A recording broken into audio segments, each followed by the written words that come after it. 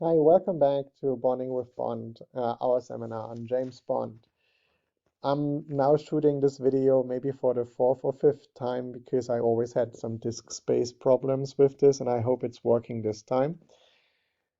This session is basically addressing your individual reading experience of Casino Royale, and I put together a mission for you to work on and post on below in the forum. I know it would be more fun to see each other in the seminar room and discuss your individual readings, but to give room also for your individual expressions and ideas concerning the novel, I think this route is maybe the best one before we then meet next week to talk more about the context of this first novel. Ian Fleming wrote this first novel in his retreat Goldeneye in the Caribbean within 10 weeks on his typewriter, uh, while he was also having problems with his wife, interestingly, if you read the novel. And some of you already mentioned in the forum that basically Ian Fleming's life is somewhat mirrored in James Bond also. And I think there's much truth to that. This is also frequently pointed out in the biographies on Ian Fleming. His own statements, however, would seek to distance himself from James Bond. For him, Bond is the dullest name possible, and James Bond is just a blunt tool. He wouldn't regard himself as such. Now, why I'm doing this video on Casino Royale is to give you also an impression of the first visual representations of this James Bond. And it is interesting that the visual representations stray away from what we get actually in a novel. If you just open the novel, chapter 1, The Secret Agent, the first thing we know about James Bond is the following. James Bond suddenly knew that he was tired. He always knew when his body or his mind had had enough, and he always acted on the knowledge. This helped him to avoid staleness and essential bluntness that breeds mistakes. So his analytical mind is foregrounded. We very often are basically inside his mind to obtain his mental point of view when he is assessing things and his surroundings. Uh, this is also called by Jensen Bond view, which somewhat is a tricky thing to adapt visually. But this is what the novel does. Instead of his physique, it is foregrounding his tastes and also his mental activities. Even in the torture scene, when we turn to the chapter My Dear Boy, when we actually have a Bond who is appearing stark naked, his body is only shyly rendered to us. Bond stood stark naked in the middle of the room, bruises showing livid on his white body, his face a grey mask of exhaustion and knowledge of what was to come. Again, knowledge, his activity of the mind is foregrounded over his body. The body, of course, is rendered as a white body here, and it is full of bruises. It is a vulnerable body, a body that has been scratched. It's not neat and perfect in that sense. Also, Bond's reaction towards the torture are described not so much in detail, but so that we can visually imagine them. Bond's whole body arced in an involuntary spasm, his face contracted in a soundless scream, and his lips drew right away from his teeth. So he is somewhat restrained in uttering sounds of pain, so to say. Um, he's very controlled, but his body is responding to the pain, so he's basically making contortions here and is reacting to it. Also, Bond is infantilized throughout this chapter by being addressed by Le Chiffre as dear boy. Even though we have very much this idea of a mentally active James Bond, the first visual representations of James Bond exist already in the very same year the novel is being published. And ever since then, visual adaptations also abound, and as you know, the franchise then is also launched in 1962. One of the first adaptations is appearing in the Daily Express, and you can get a collection of these comic strips that were collected in this daily newspaper very cheaply on the eBay. You only have to look for John McCluskey. This is the comic artist behind the first visual representations of James Bond. And if you look at his images of James Bond, apparently Sean Connery was back then cast because he looks almost like John McCluskey's James Bond. So the legend basically goes. And we want to have a look briefly at these comic strips. And from there on, also, I will take you on a journey of further visual adaptations very briefly. So here we have the first comic strips from the Daily Express. I just move you into focus for that. And it is already then, so to say, with the appearance of the first novel, that these visual adaptations appear, that it's realized as a comic strip in the Daily Express. And the paper already before that had run condensations of the stories, and some of Fleming's misgivings about the serialization were lessened when the script for Casino Royale was assigned to Anthony Hearn, who is basically orchestrating the serialization in comic strips then. Casino Royale, however, is an oddity amongst the Bond strips because these will be serialized also with further novels that appear. The collection that I just showed you also features, for instance, Live and Let Die. The art in this comic strip is less refined, and there are frequent strips without any dialogue balloons at all. And two of the best known aspects of the book are toned down. For example, the last line, "the bitch is dead," is softened, is not rendered in that fashion in the comic strips. And also the torture scene is somewhat reframed.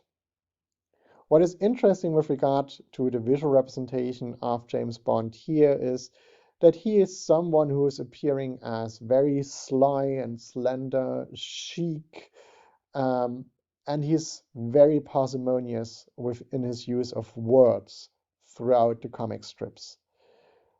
The only occasion that we basically have where he is appearing with regard to his bodily physique is in the torture scene, and here you can already see that he's anything but the Daniel Craig of the more contemporary Casino Royale adaptation. He is a very slender man, actually, and we also see that the pain that he is receiving is reflected in the spasms on his body. So this is a very responsive and vulnerable body in that sense. A different body concept is brought to the fore in Casino Royale, the first film adaptation of the novel. This appeared in 1954 in the CBS series Climax. So this is an anthologized crime series, basically, and the James Bond episode is only that. It's one episode in the first season, episode number 3. So it is an hour-long program that was adapted to American television. In this series, Barry Nelson is starring as James Bond. James Bond, however, only exists as James Bond in the end credits. Throughout the episode, he's addressed as Jimmy Bond. Jimmy Bond essentially becomes an American character in this even segmentalized episode. Also in this episode, the torture scene is somewhat recut. Bond here is put into a bathtub and is tortured there, and he's fully clothed. So we do not get a sense of his stark nakedness there, But we get a good sense of the way he's rendered physically when we look at the opening scene.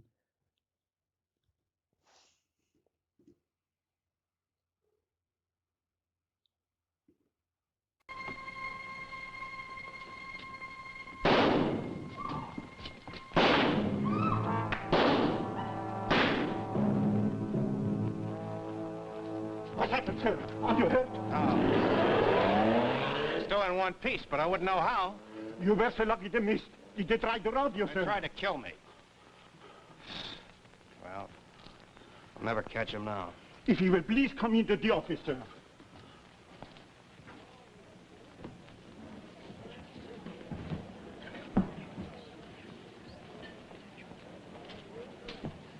What was all the racket? Someone taking pot shots? What? Oh, I wouldn't know. Yes, someone was shooting. The casino is full of apologies, Mr. Bond. Such an act is beyond explanation. You had not begun to play, so it was not your winnings they were after. Yeah, it wasn't my autograph either. But you have our assurance. Casino police will be at your disposal whenever you feel you need protection. Thanks. That's very comforting. Look, would you get me some chips? Why, certainly, Mr. Bond.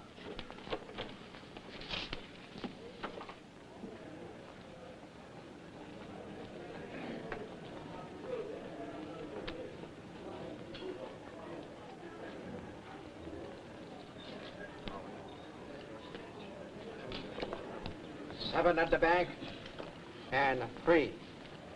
The bank is $500,000 francs. $500,000? I beg your pardon, but how much is that? Well, that's about $1,500. That's 500 pounds, your British money. Banco Suivi. You know, this game fascinates me, but I just can't get the hang of it. Well, it's like any game. You win or you lose. No cards. Oh, fine. 8 at the bank, and a 6. He lost. Aren't you the fellow who was shot? No, I'm the fellow who was missed. You happen to see it? No, I just heard about it. Bank of 1 million. Banco. Banco, now what's that mean? I've matched the bank. For $1 million? 9 at the table, and back her out. So this James Bond here, as we have him, is appearing with a very short haircut, more of a military type. He is basically like appearing like a walking wardrobe. He is well built, very muscular, has broad shoulders, and he's essentially an American character. Initially, he is also introduced as the centerpiece of attraction. This is basically the first shot that we see. He is appearing on the scene. A gun is pointed at him. He's being shot at. He's protecting himself. But he would also be willing to accept the help of others, as the casino police is basically offering him his help. He is a character who wants peace, basically, is not a retributive man necessarily. Also, his whiteness is foregrounded by the suit that he is sporting, so he is standing apart from the remaining crowd. He has a very light suit, a color-wise light suit, so he is an essentially white character. Jimmy Bond should remain a cipher that exists in the Bond universe and also further adaptations of the James Bond franchise. For example, already in 1967, while the actual Bond franchise is already in producing its 5th film, this spoof was released by Charles Feldman, which stars David Niven as the original James Bond, and he is basically finding a double of him, who is then Peter Sellers, who is becoming James Bond. Here is David Niven, the original James Bond, and I just would like to watch with you together the introductory scene. We basically have the heads of all Central Intelligence agencies of the Western and the Eastern world coming to his recluse somewhere in the British wilderness. So we have the head of the British intelligence agency, the head of the French intelligence agency, of the CIA, and also of the KGB coming to see him. Let's see how this is turning out. And I would like or invite you to look for signs of class, of also what is marking his taste, and also have a look at how his body is rendered or introduced. So what idea of masculinity you're getting from this character.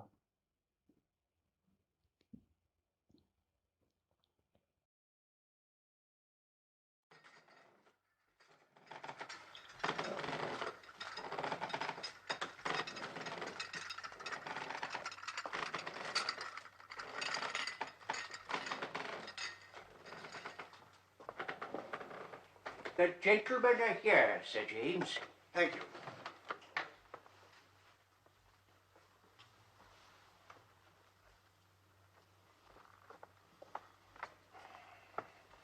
My dear Bond.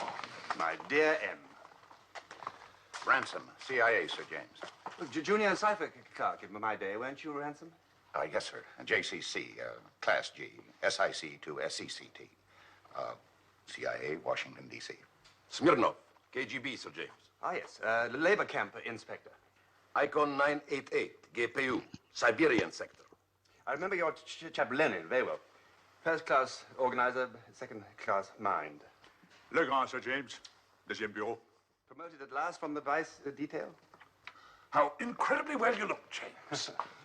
Time, my dear M, does not exist within these walls. They ain't for real. Yes, a far cry from our embattled world. In my day, spying was an alternative to war. And the spy was a member of a select and immaculate priesthood. Vocationally devoted, sublimely disinterested. Thank you. Hardly a description of that sexual acrobat who leaves a trail of beautiful dead women like blown roses behind him. You mean, You know very well who I mean. That bounder to whom you gave my name and number. my dear James, when you left us, we were a small service, underfinanced, ludicrously ill-equipped. It was essential that your legend be maintained. Without a James Bond, 007, no one would have respected us. Him and his wretched gadgets. Well, we must make use of the weapons of our time. So I observe.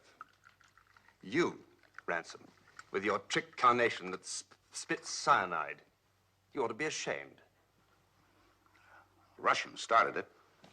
And you, Smirnov, with an armory concealed in your grotesque boots. Listen to them tinkle. And you, Legrand, with different deadly poison in each of your fly buttons. And you, M, with your flame-throwing fountain pens. You're joke shop spies, gentlemen. We are in the last half of the 20th century, Sir James. Even you have to face it. Why should I, when I can face that instead? Look at my garden. Out there is a black rose. Not dark red, but black. As a raven's wing at midnight. Gentlemen, I would not exchange one single petal of that lovely flower for anything your world has to offer, including an Aston Martin complete with lethal accessories. You have only contempt for the proletariat, James. This we know. If I didn't know better, I'd say you'd lost your faith in democracy. Look, James, you can break the bloody glass, but you can't hold back the weather. Things are bad, very bad. I've lost 11 agents in the last fortnight, 7 killed, 4 missing. Too much to hope that my namesake is among them. He may well be tomorrow. 8 of ours have been given the works. 2 in the Pentagon. 16. KGB is depleted. I'm not at liberty to disclose the exact figures. The enemy has penetrated our most secret inner circles. He reads our very mind. For all we know, he has his eye on us now, sighting us in. Are you quite sure he is not one or more of you? Oh, no, no. Absolutely sure. Until this dangerous past, we must stand united in the defense of all spies, everywhere, great or small, regardless of nationality. Calamity makes strange bedfellows, but why, I wonder, in the strength of your unity, do you disturb an old-fashioned gentleman in his retirement? We need your inspirational leadership in this dark hour. Please give us the benefit of your incomparable powers of deduction. For the freedom-loving peoples of the world. For the sake of the glorious socialist revolution. If I may interrupt this flow of cliché, it is now that time of day I have set apart for Debussy.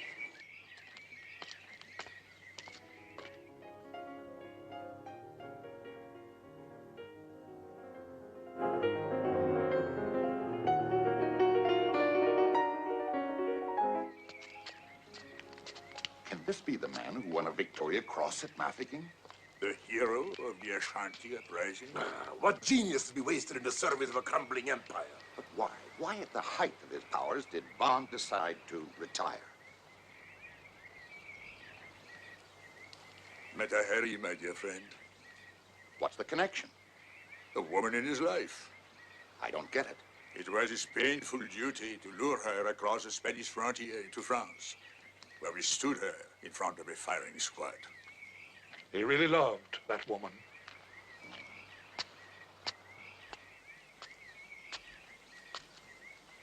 Well, James?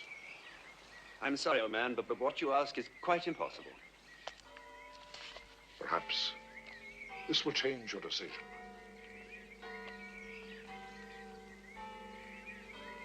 My record speaks my loyalty, but no, not even for her, McTarry.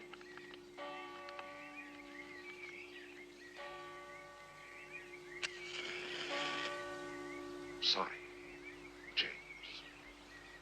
There's McTarry's signal. Stand by. 0 on fire! Up!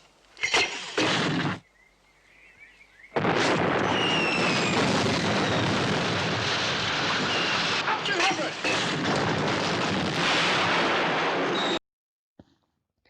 So what is interesting about this James Bond is that he is someone who has retired. His estate is a royal estate. He's very much the cipher of the empire. He has the tastes and collection of the empire. We have basically pieces and remnants from all over the world there. He's dressed in a Persian coat with a turban as well, so he appears as the cosmopolitan. However, also his workout routine is somewhat jovially rendered when we first see him. He is very slender in his appearance, but what is foregrounded is his skill of observation and the clarity of his mind. But also his tastes, of course. He is appearing like a dandy. He is always very fashionably dressed. He's sporting the hat in the garden. He's more interested in nature, supposedly, than culture. So he's not interested in the wars that move the four gentlemen who come to pay him a visit, so to say.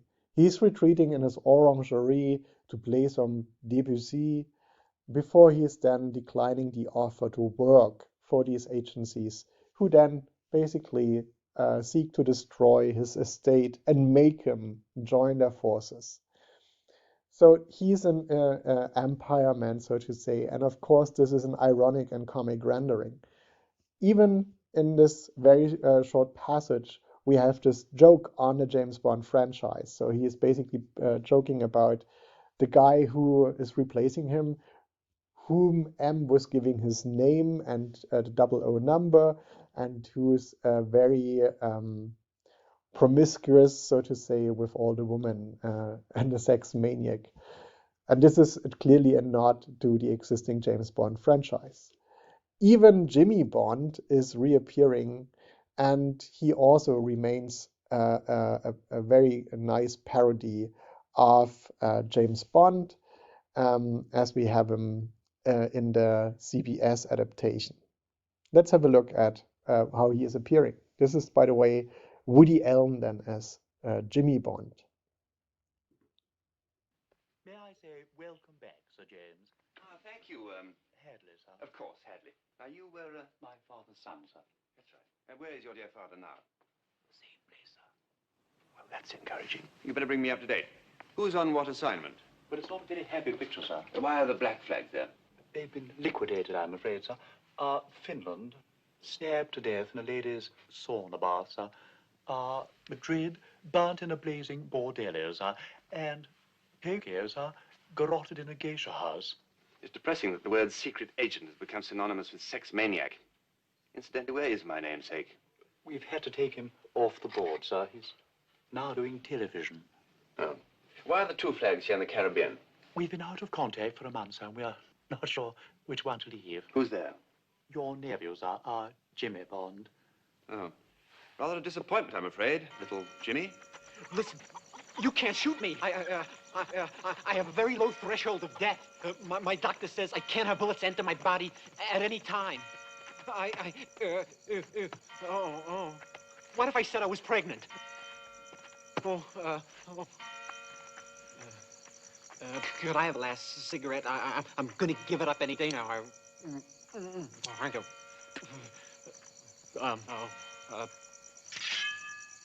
¿Listos? You realize this means an angry letter to the Times.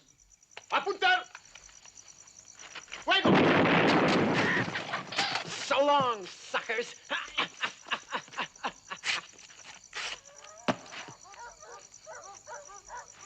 Apunto.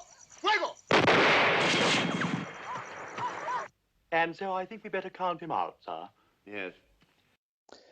So slapstick rules in this world of James Bond, where many, many copies of James Bond exist around the world. And the most ridiculous of these is the American one, who basically can only barely escape with the use of his gadgets, not by means of his mind and his skills of observation or his magnificent physique, so to say, only to get himself shot. He is not shot. He will reappear later in the film, though. But essentially, this is a nod to the American adaptation as not working very well. And keeping in mind that also the James Bond franchise essentially is an American production, the joke is basically on them as well. Now, because of this spoof from 1967, it took a very, very long time to get back the licensing rights for Casino Royale.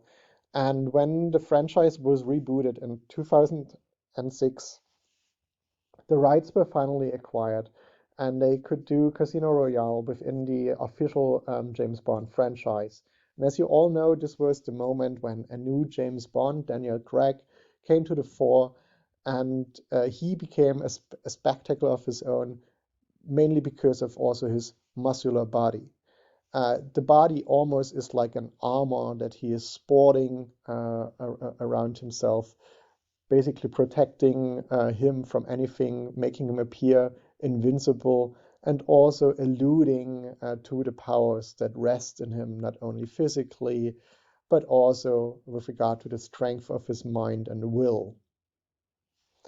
Please keep in mind, because I read that again in one of your essays, and this is just something that I want to point out, because the representation of the masculinity is something that is always at the fore when designing these Bond characters for the screen. So even a Daniel Craig not naturally looked like this, so he had been prepared and trained for that. And back then, when Sean Connery was cast, he actually looked like this. But in the James Bond films, he was reframed to this body shape and body appearance. So this is because within the production, a certain image and a certain ideal that was prevailing at the time was to be represented. So the norm of the time is represented on the screen. Yeah. So please take note of this. This is very important because you, and we will talk about this when we come to the Casino Royale screening in our course. This tells you very much about the cultural moment we are in when a certain type of body is read or staged as the norm. And last but not least, we have a more current comic adaptation of Casino Royale that is published by Dynamite Entertainment. They also have a whole series of James Bond comics. I'd just like to point this out because this is one of their more established graphic novels. It was published as a hardcover also recently, so you can get your hands on this one if you like to read it. And here the James Bond is also appearing as this sleek smoker. He is also very rarely using words. His mind activity is foregrounded in the graphic novel. They even have found a way of rendering Bond view with different captions. And I'd just like to illustrate briefly that apparently the Daniel Craig James Bond had an impact on the visual representation of this James Bond. As you can see here in the torture scene, this James Bond has a more defined physique than in any of the previous installments. And this might due to the impact that Daniel Craig's James Bond also had on the visual rendering of James Bond. So I hope you enjoyed this short trip into the world of James Bond, the first phases, so to say. And I'm now very curious to read about your impressions of the first novel of the series that you were to read until today, and also your thoughts on the Bond formula. You have the text by Umberto Eco down there, and you have a mission to work on. I'm very much looking forward also to next week to discuss the novel further with you and also talk further about the contexts of the making of this first novel. What was going on in the world, and how is this world also reflected in James Bond? And why, in that sense, is this also a character or a novel that is so famous and so popular at this time? Why is this a character that was needed at that time? So have a great week and see you again next week.